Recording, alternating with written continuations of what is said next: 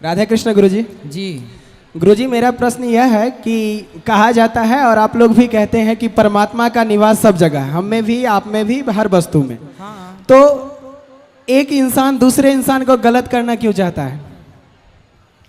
भाई, भगवान का वास सब जगह है जी। लाइट तो बिजली सबको मिल रही है, बिल्कुल। हीटर को भी वही बिजली चाहिए, एसी को भी वही।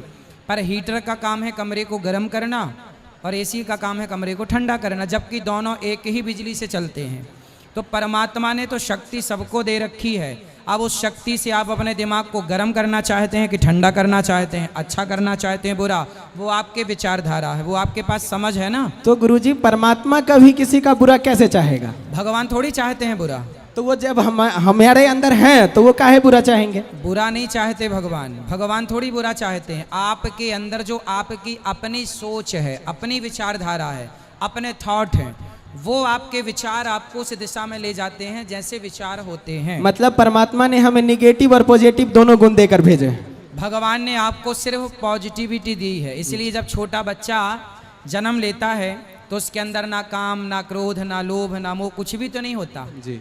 छोटा बच्चा तो निर्विकार होता है, जी। कोई बदले की भावना भी नहीं होती।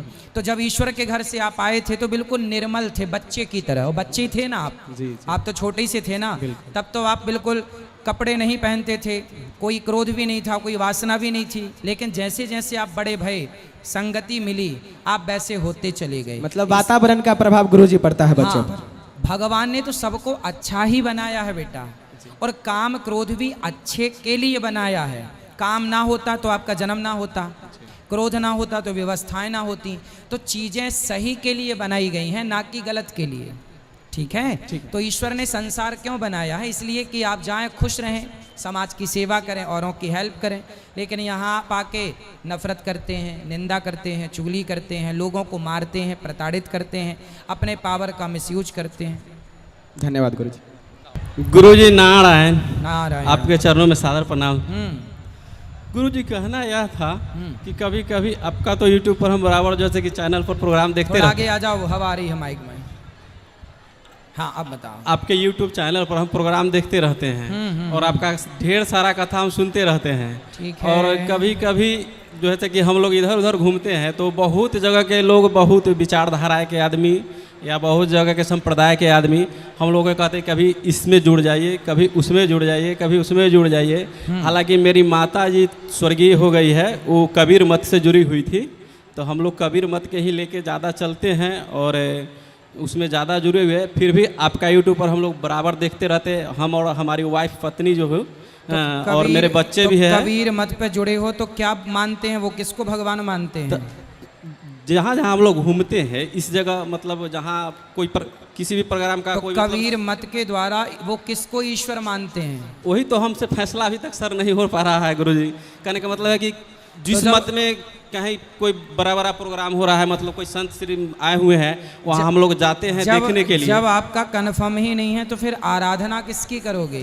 कबीर दास जी खुद कहते हैं कि कबीरा सब जग निर्धना, धनवंता नहीं कोई, धनवंता सोई जानिए जिखे राम नाम धन होए। कबीर दास जी खुद राम नाम की पूजा करते हैं। जी, तो ये राम तो है की ही। पूजा करिए।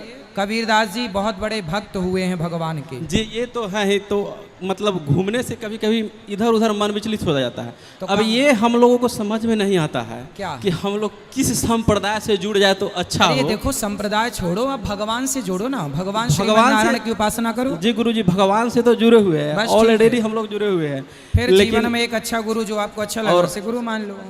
आपके वृंदावन जाने के लिए सोच रहे थे, लेकिन ऐसा कभी हुआ नहीं दूरी होने के कारण। अब आओ। लेकिन अभी हम 50 किलोमीटर दूरी से आए हैं, मोटरसाइकिल से ही हम लोग 2 आदमी से आ चुके हैं। बिल्कुल बिल्कुल। और आप आओ, वृंदावन भी आओ। बहुत दिन से हम लोग आसरा लगाए हुए थे कि कभी आप बिहार में आइएगा तो आपका दर्शन जरूर कर लेंगे। हालांकि हम वैशाली जिला से ही हैं, चकौसन मनियारपुर कथोलिया मेरा घर हुआ। खुश रहिए, चलो सबको मौका दो और आप खुश रहो।